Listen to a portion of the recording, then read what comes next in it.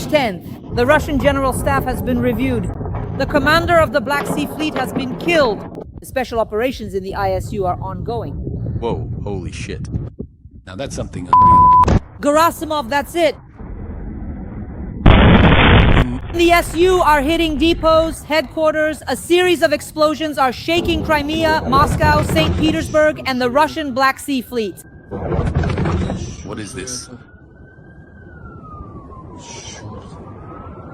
Boom bada boom, boom bada boom, boom bada boom.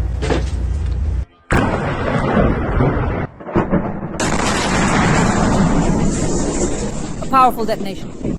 The headquarters where Russian FSB officers are based has been blown up. All have been eliminated.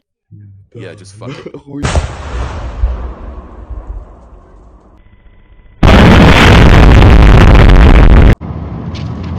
Another hit, can you imagine? Oil refineries are burning, railway junctions and unique satellite equipment have been destroyed. The ISU are striking the Black Sea Fleet, destroying boats. There is also information that the GUR may have eliminated the Vice Admiral of the Black Sea Fleet. Yeah, that's old news. Breaking news, friends. A series of large-scale blackouts across Russia. Wow, the power's out again.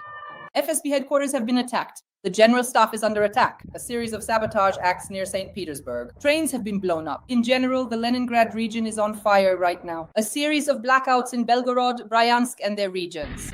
It's an unfortunate evening, unfortunately, for the Belgorod district and Belgorod region. Another night of shelling, damage to the energy sector. A colossal fuel crisis. It's been burning for 4 days straight. The smaller oil terminal in Crimea. Russia has lost $100 billion due to the strikes. And of course, 40% of the NVZ's capacity has been shut down today. Solovyov is threatening with nuclear war. But isn't the Tomahawk a carrier of nuclear weapons? And the late Prigozhin is making predictions. The next blackout will be in Moscow. That's when the Tomahawks will come and blackouts will start across Russia. First Belgorod and then Moscow. We'll discuss all this with the one and only Dmitry Gordon. Dmitry Ilyich, I greet you. And the late Prigozhin, I would like to say, has been resurrected. Dasha, hello. And I greet all our esteemed viewers. Can I ask you to repeat everything you just said again, or better yet, twice? Very good information. As Alicia said in the last stream, Dmitrievich, Dasha, don't stop. Yes, Dmitrievich, actually, what I liked most was how yesterday everyone was posting about the late Prigozhin, who said that Agavki would appear, there would be blackouts in Belgorod, and then in Moscow. Dmitrievich, well, blackouts. They're already happening in Belgorod and in Bryansk. When should we expect blackouts in Moscow? Plus, Solovyov said that if Tomahawks appear, the Russian general staff will be under attack. What do you say in general? Do you know who Prigozhin really was? Clairvoyant. He saw clearly, heard clearly, and spoke clearly after that.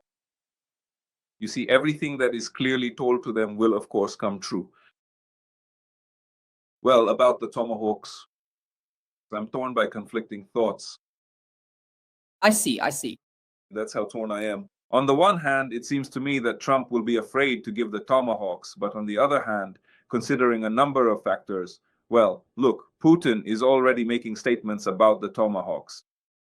He would never speak out if this issue weren't critical. He says that if Trump gives the Tomahawks, it will destroy our relations. He told his lapdog Zarubin and said to him, "Mark my words, Zarubin."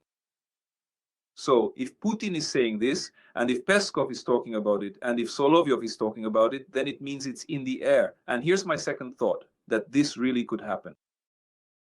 Trump will give us Tomahawks. A question right away. Are they launched from submarines or from airplanes? You see? They are launched from submarines and from sea-based platforms. Yes, and from ground-based platforms as well. Yes.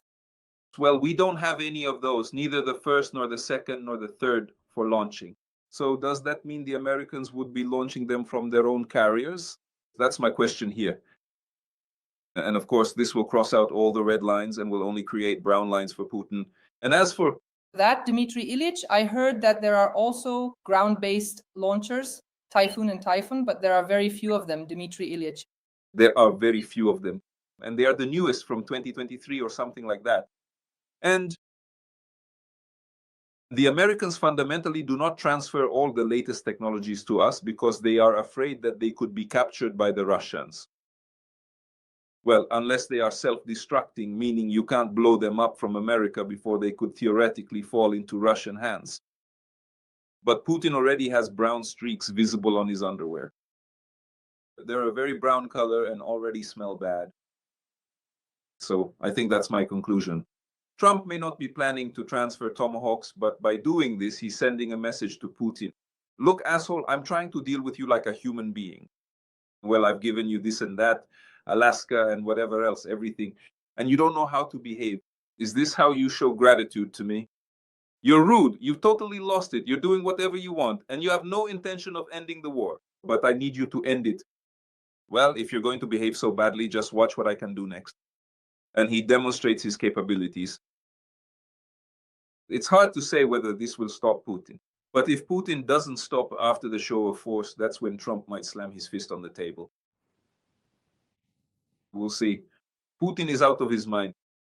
And by the age of 73, after a life wasted in vain, this madness is only getting worse.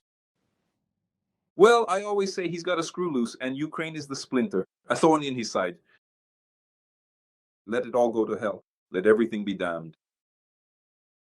Even if it gets worse for me, but I have to conquer it. I have to win. Otherwise, I'm not myself, and I'll sacrifice everything, and everyone else too. As long as I get it done and prove to everyone that I am great, Putin, a sick man, mentally ill. Of course, all those military men sitting there, as you said, with grim faces, carefully chewing their food. Do you know what it's called in the army when people go to have breakfast, lunch, and dinner? Mealtime? When during mealtime they sit and listen to his speeches, Putin's speeches, I think, of course, they understand that this is a dead end, that nothing will come of it. But they are his accomplices, not only in terms of the crimes committed, but also in making money. It's all a mafia that gets richer every day. Why don't the military rise up against Putin? What would they rise up for? Every day they're making a big profit. It's all a mafia, a real mafia led by a boss who, unlike those they send to be ground into meat, those people got their pittance, went off and died. But these guys, every day, they get richer because of the war. So for them, every extra day of war is a win. They must surely be thinking about their future lives. What comes next? Will they be hanged? Will they be brought before the Hague Tribunal? Or what will even happen to them? And will their honestly stolen money be taken away from them? How will it all turn out? What awaits them? They can't help but think about it. They understand that they've gone against everything. Against the whole world, against morality, against ethics, against the rules. They are outside the law. All of them are outside the law. And they understand this very well. There are no fools among them. And even if there are very few. They know they have no future. And of course, it's an agonizing struggle. On the one hand, they're getting loads and loads of money every day. But on the other hand, the lack of a future and anxious thoughts, sadness. Well, listen, he is a complete maniac with these delusional ideas, ancient czars, golden crosses, massive domes, and grand mausoleums that make no sense. Someone who is truly a schizophrenic, to be perfectly honest with you, a pure schizophrenic. He would give absolutely everything he has for each and every one. Basically, a straitjacket case. Look, schizophrenics are tying brooms, paranoids are drawing zeros, or whatever it is. Look, all of this is from Vysotsky. Medic, since we've already mentioned Putin, says that Putin dreams of immortality. Le Monde, in my opinion, not even Xi Jinping. During the parade, this was discussed, but from Lemonade came out the material that he and... Excuse me, Dasha. Remembered. He was making fun of us. Well, you're crazy. What can you do? This is about Putin. Everyone thought that maybe he had a family, those two sons of his that the agency mentioned, the boys, Kabaiva, he was supposed to celebrate with his loved ones. That kind of family, these people aren't about family, they're about geopolitics, about geostrategy. The great geostrategist who has screwed up 354 times. Dmitry Ilyich, well, you and I know this topic, how they love to call each other, how he does it. Macron, I just called to say I love you. Putin called and so on. I just wanted to call you up to let you know that I love you so very much. What you just heard was a conversation between Macron and Putin, basically between Trump and Putin as well. So can these not... Not always, Dasha, not always. Not always, unfortunately. I wish I could be more realistic, but I'm a romantic. I want to see the world as better than it actually is. That's why, as Sofia Rotaru sang, romantics. I think it was the people of Belgorod who sang that, because I watched a video while preparing for our interview. There are two people with candles, Russians. At night, they wrote romantic. They have total romance, a total blackout. Dmitry Ilyich, can this... It increases the birth rate. As for the blackouts, in your opinion, how much will this affect Russians? Because today I was talking with Gennady Gudkov, and he told me, Dasha, none of this concerns Moscow. Nobody cares. Nobody cares. People will endure and keep enduring. I completely agree with him, completely. In my opinion, the work should be focused first and foremost and only on Moscow. Moscow must finally realize that the Russian government, headed by Putin, has unleashed a bloody, terrible, and violent war on them. And if it ever affects them directly, always, it is in capitals that uprisings, rebellions, and revolutions are born. But for now, they don't see that there is a war going on. Well, it doesn't concern them at all. Everything is just as it was before. There's gasoline. They say there's a gasoline shortage somewhere. I don't know. We have it. Everything is fine with us. When you don't feel it yourself, you don't understand the scale and magnitude. That's why I believe we need to work only with Moscow, and above all with Moscow.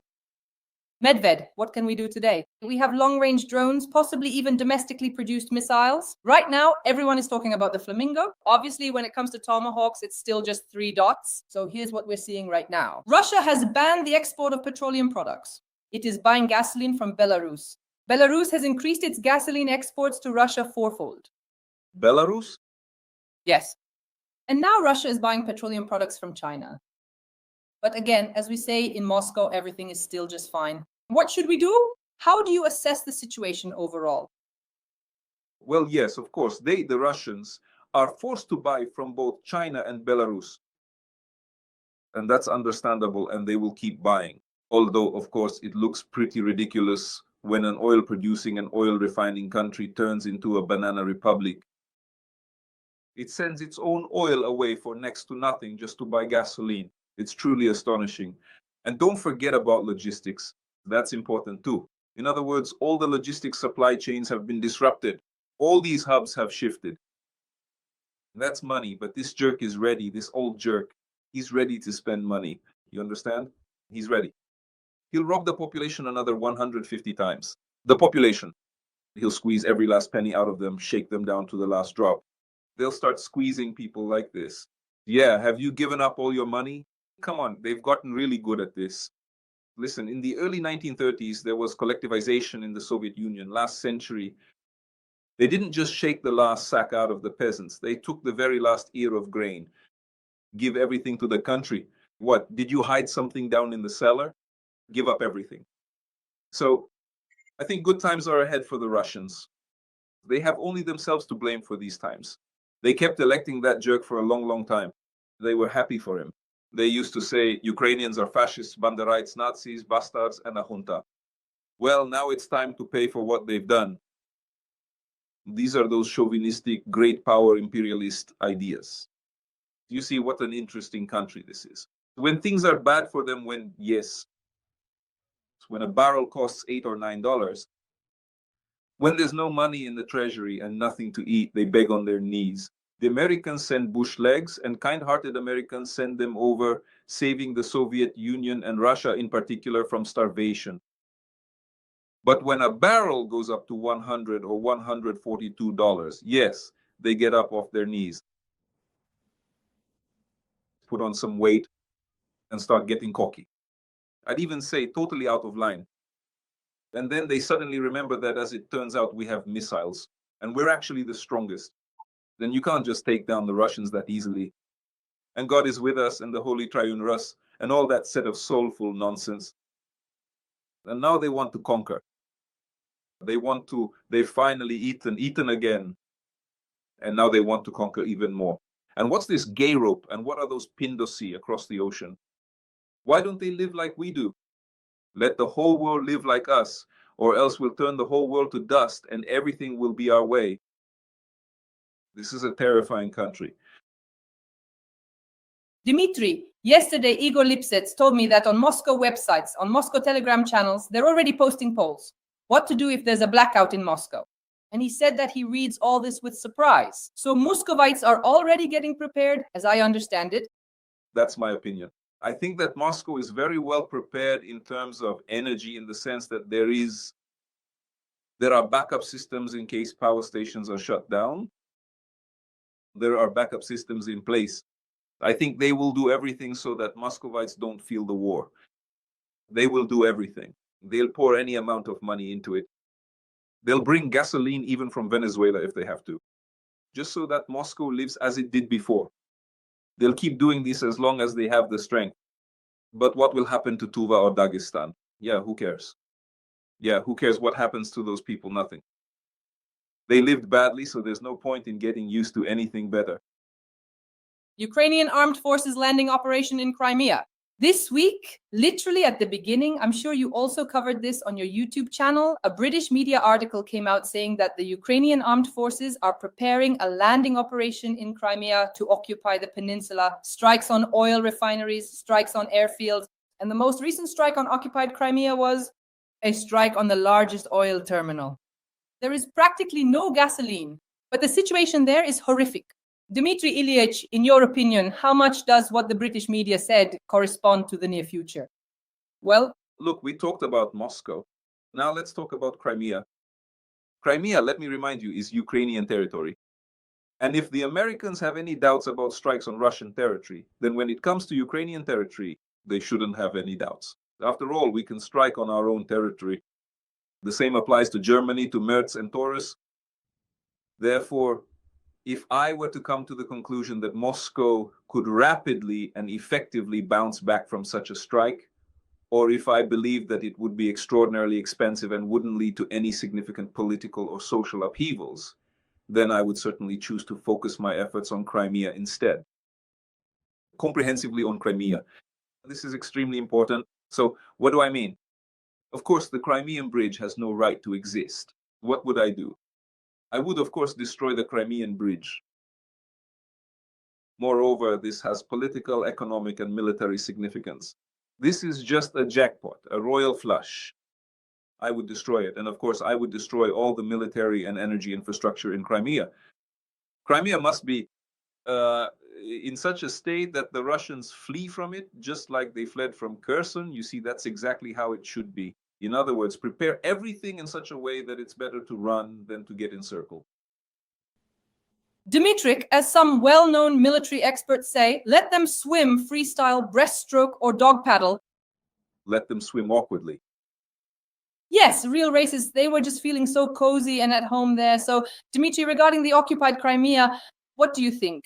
Everyone says that if you are going to deoccupy territories, Crimea is the easiest to deoccupy because you can blockade it, lay siege to it. Of course, I agree. That is, if you destroy the bridge and prevent supplies from reaching Crimea, then of course the Russians will run away. I mean, if you prevent all that military logistics from being delivered to Crimea, of course they'll run because it's elementary. You saw what happened in the Kiev region. They ran away. They came in, cut off their fuel supplies and all that military stuff. So what were they supposed to do? How could they go on? Of course, they ran back. That's why Crimea is perfect for this. But you have to take a comprehensive approach to the bridge. Everyone says there are two of the most protected sites on Russian territory and in the occupied territories. That's the Kerch Bridge and that's Moscow. Moscow! For whom do your bells toll? When will they toll, Dmitry? When will they finally toll? Since 2015, that melody has been my mobile phone ringtone. Moscow, for whom do your bells toll? Yeah, when will it finally happen? I mean, you heard that latest news, right? The priests from the Russian Orthodox Church, you know, the FSB ones, they're going around oil refineries and blessing them so there won't be any attacks on the refineries. I'm more interested not in the priests, but in the matushkas, priests' wives. I'm all about the matushka. Dmitry Ilyich, this is a topic I always discuss. I'm definitely not an economist, but every time I talk to economists, they always tell me, Dasha, Unfortunately, today, Russia is getting an index from China. So much money that it can keep waging this war for a very long time.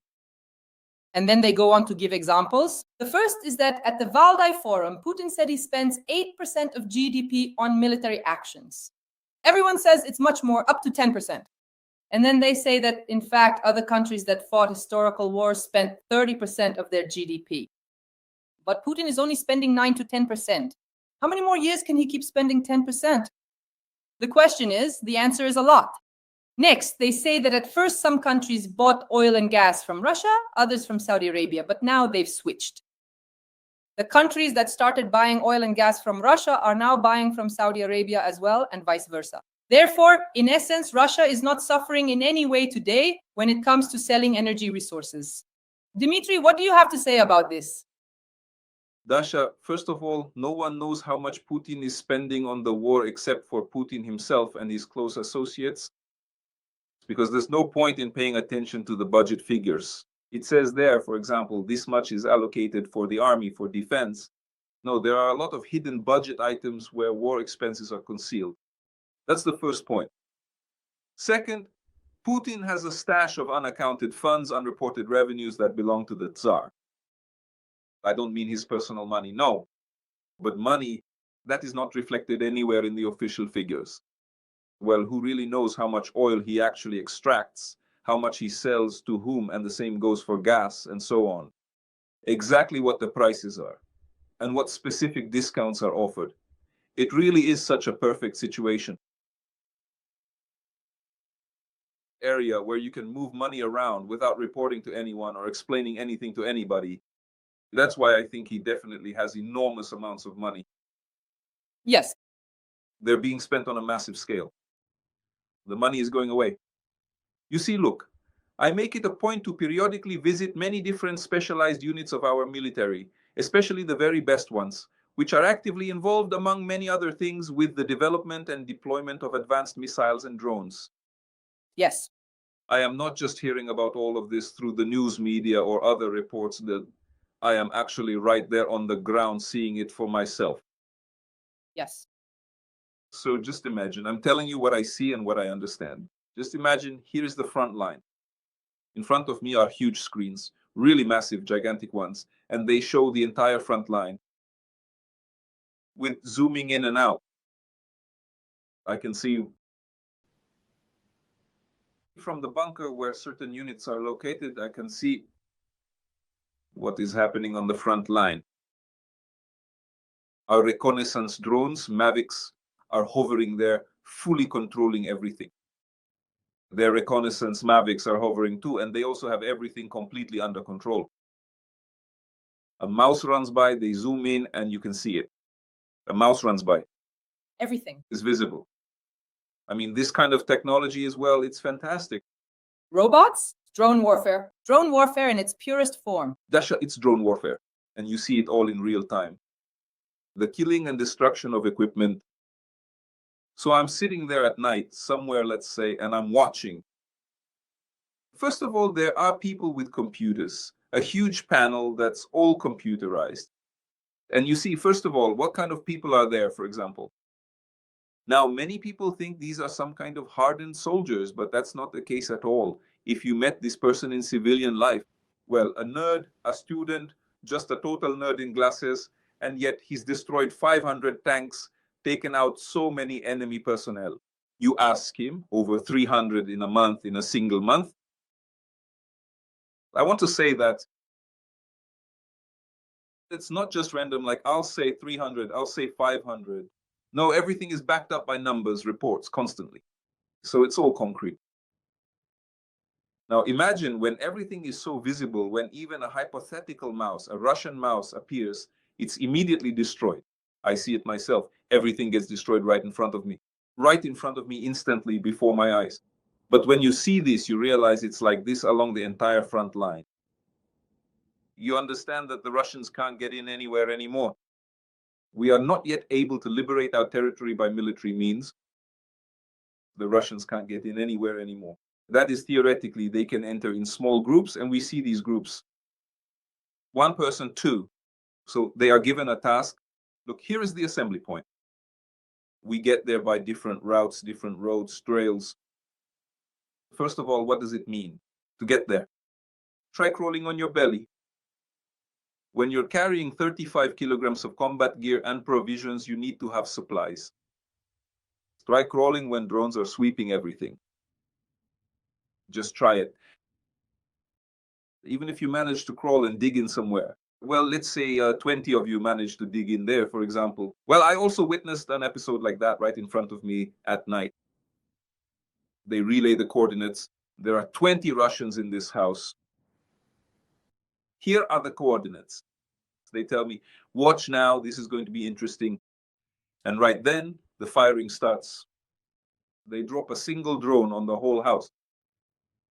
The Russians fly out of the windows, all dead. That's it, the house is gone, the Russians are gone. 20 people, they barely managed to get there, and now they're gone.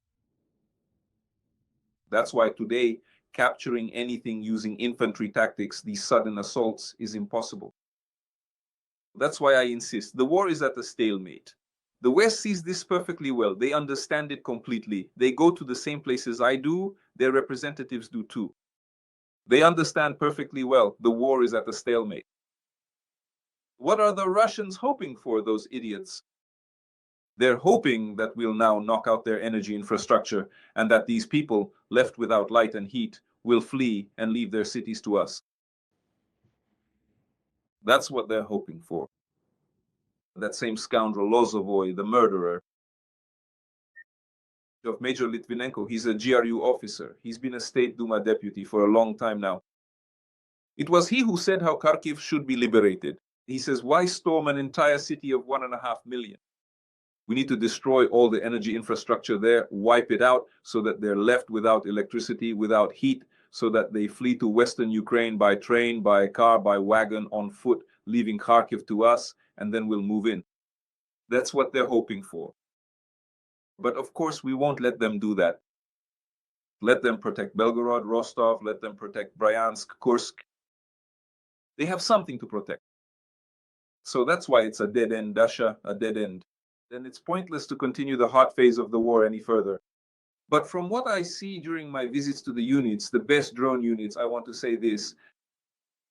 I asked the guys, well, I remember the Russian offensive on Kharkiv, for example, in 2023. Back then, everyone thought, now they're going to go for Kharkiv. Now something big is going to happen. I asked my friend, a hero of Ukraine, I say, so what will happen, really? He says, nothing, they'll come up. Back then, they still had a lot of equipment. Now they'll come up and we'll kill them. So cold-blooded, so calm, matter-of-factly. And then I watch they approach, columns are moving in, life teaches them nothing. Again, they went toward Kharkiv in columns. That was in 23, sorry, in 24. I said 23. No, it was in 24. That was last year. At the beginning of the year, I think.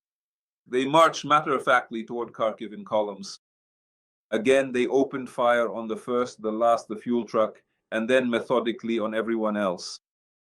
They shot up all the tanks, armored personnel carriers, BMPs, everything was shot up. And then, those who scattered, they hunted down each individual Russian, killed them all. Well, as he said, we'll kill them all, and they did. So then, what do you do? How do you go on? Well, no one will allow the use of nuclear weapons, so what else can you offer? What's on your menu? What dishes do you have in our restaurant? So it's a dead end. Putin's generals understand this, but every day they keep raking in the cash, so why would they want it to end? They need to drag it out. They're just stalling, you see? Stalling simply in hopes of making even more money. And they feed Putin fairy tales, telling him he himself spouts such nonsense, that old nonsense monger. Honestly, he's just a real jerk, he says.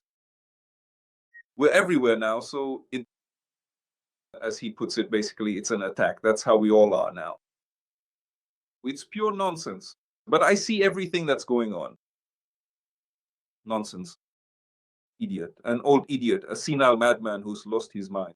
Because you have to look at the internet and see other points of view. And see a different truth than the one they're reporting to him. But the CIA is watching him through the internet. That's why he doesn't look there. You, the highly respected Dasha. Adolf Aloisovich Hitler, 5 days before he was finished off and his corpse was burned in the courtyard of the Reich Chancellery, was also saying that Venk would arrive any minute, that reinforcements would come, that large units, whole armies would soon arrive, and that the Russians would be pushed back. Well, that's a diagnosis. They're all schizophrenics. And meanwhile, we already have Neptune, the updated version, with a range of up to 1,000 kilometers. For some reason, people are calling it Fat Neptune. That's what people are saying. Have you seen this masterpiece? Magnificent. Let me just show our audience right now. It's fat and even long. Here you go, dear audience. Here is our new updated one. Everyone is already discussing it today. Everyone is talking about it. Someone wrote, Fat Neptune. This is our new thing. Yes, they love them fat and long here. Everything will be fine. Everything will go by the book even. Yes, some have them fat and thin, but by the book. And for us? Some have them fat and short, some have them thin and long. Here there will be something for every taste. Well, some talk about literary works and others about war. Well, Dmitry always talks about war. Yes, this particular question. There is, of course, one important factor that I can't help but discuss with you. That factor is China. We understand perfectly well that if China had said no, the war would have ended long ago. So, first of all, China. There is already information that Chinese reconnaissance drones or their technology were used to guide strikes on the territory of our country. In other words, they involved China.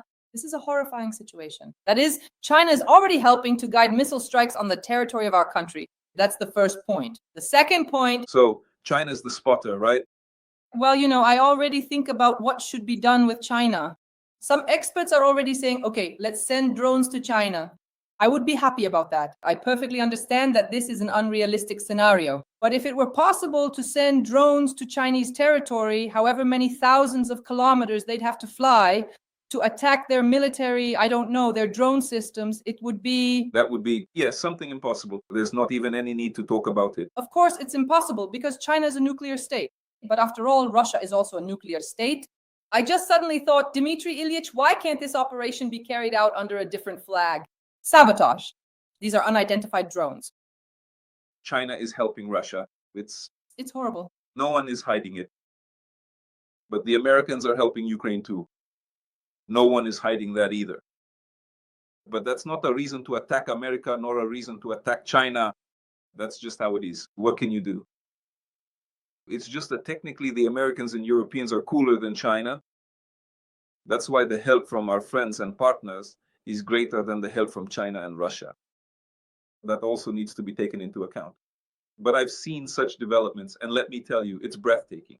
If only we had a bit more money, we could produce all this on a large scale, but I think there won't be any stopping that either. No stopping. Dmitry Ilyich, regarding China. China made a proposal, I think, to America, saying it is ready for reconciliation and accordingly to invest some colossal sum in the American economy. The numbers being mentioned are just insane. And now the question, could Trump, in exchange for this, ask China to make Putin stop the war, to end the war? Not to enter the American market. Maybe America doesn't need China to invest in the American market. Maybe for America, it's competition. We don't know that. I mean, I'm not an expert in the American economy. Of course. I think all the arguments have already been presented by the Americans to China. But China isn't doing it. China has its own agenda. Abraham has his own agenda. So China has its own agenda. The Russians have theirs. Everyone has their own priorities. And Ukraine, caught between these agendas, is pursuing its own. What can you do? But surprises are possible. Look, wherever Trump is, there are always surprises. He's a cheerful person. It's always lively with him. He always gives, reasons for joy, for unexpected things. He really knows how to surprise, doesn't he? Now, Biden, he was boring. He didn't know how to surprise. Everything was very programmed, very clear and predictable. Here, it's a complete unpredictable frenzy. Yes, Dmitry, have you seen how Trump dances?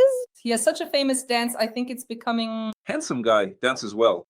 Yes, it's incredible. I want you to watch it again. Tomahawks, and there will be blackouts across Russia. First Belgorod, and then Moscow. Beautiful words, just beautiful. The clairvoyant Prigozhin. Dmitry, for the finale, I can't help but... discuss this with you. The soul of Pavel Globa has possessed him, and now he predicts events from... the other side, right? That's even harsher. He started predicting from the other side, yes. That's really. Yeah. What a unique character, this Prigozhin, of course, but still, what an interesting guy. Can you imagine? He looks like such a calm Jewish grandfather, right? But he turned out to be a criminal, a terrorist, a hooligan, and an adventurer. And in the end, he turned his weapons against Putin. Well, it was all about the money, of course. The whole reason was money. There was no ideology involved. If you think he suddenly started to love or feel sorry for Ukraine, not at all. He just miscalculated, apparently. Plus, Shoigu and Gerasimov were plotting against him. So this old man rebelled and paid the price. Dmitry Ilyich, it's an amazing thing, but a person who has reached such a high level in Russia, a theoretical state, it's hard to call him a fool. No, he's not a fool.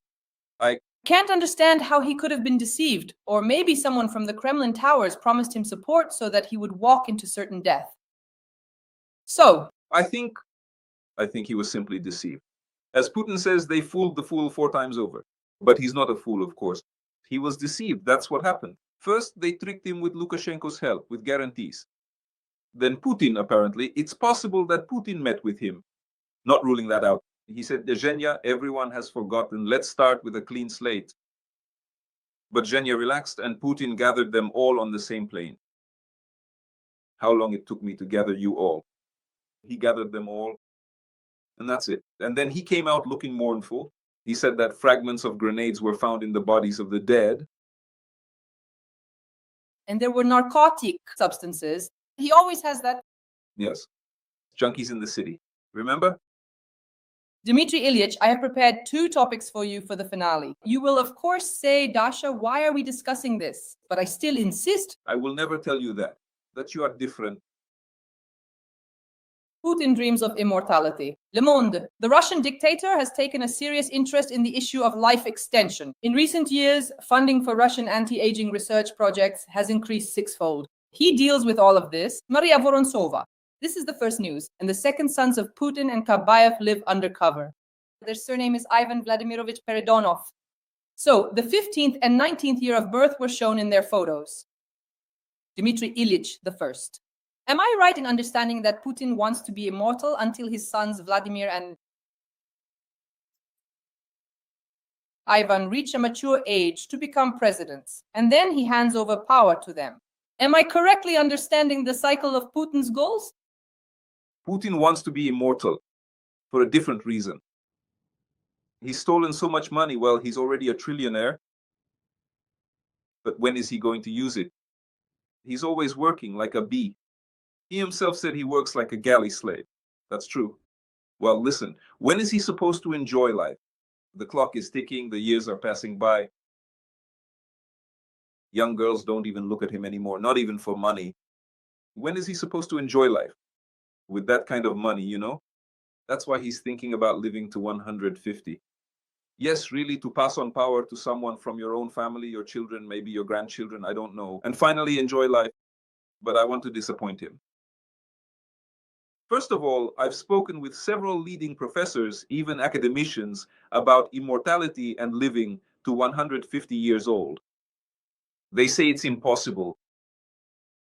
Replacing organs. Doing this on an industrial scale is impossible.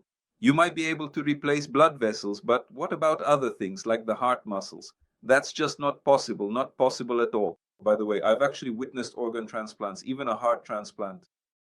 I stood next to Boris Todurov, our great cardiac surgeon, at the operating table and filmed it.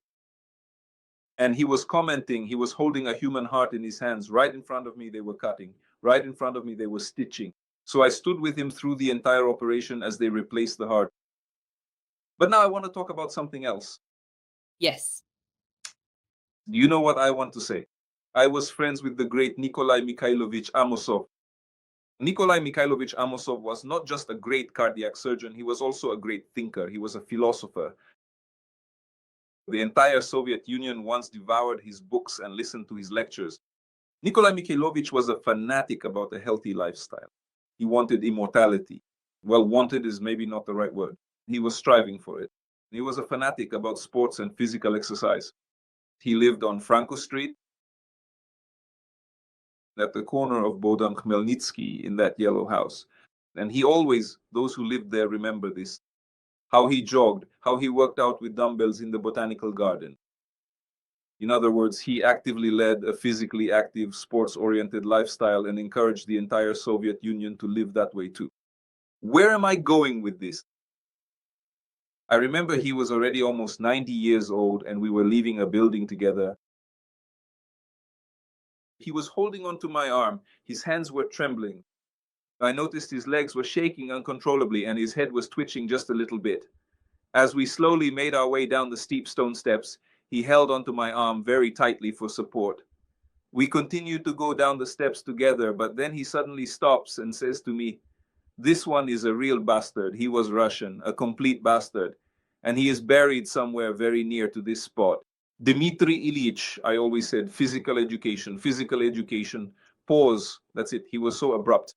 "This is all bullshit," said Nikolai Mikhailovich Abusov. So, in answer to your question about Putin's desire to live to 150 years, I want to say that it's all bullshit. And this is a wonderful ending. And Putin is also bullshit. This is a masterpiece of a finale, friends. Friends, like this video, support our tandem. One and only famous journalist, Dmitry Kuzmin. And who won't support our tandem? I don't even want to say what will happen to you. You will find out next week. It was, of course, a joke. It was not a joke. Dmitry Gordon Dmitrievich, thank you very much. It wasn't a joke. It was the last joke. Thanks a lot. See you soon, our dear viewers. Glory to Ukraine. Glory to the heroes.